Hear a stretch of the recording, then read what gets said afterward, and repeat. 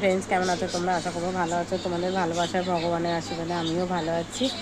তো আজকে আমার সেকেন্ড কেমো, এই যে ব্যাগ ট্যাগ সব রেডি হয়ে গেছে, মানে রিপোর্টগুলো কালকে ব্লাড রিপোর্ট হয়ে গেছে, চলে এসছে। আজকে চলে যাবো ডাক্তারখানায়, আগে ডাক্তার দেখাবো, তারপরে উনি মানে কেমোর মাপ বলে দেবে। আজকে কেমো, সেকেন্ড কেমো।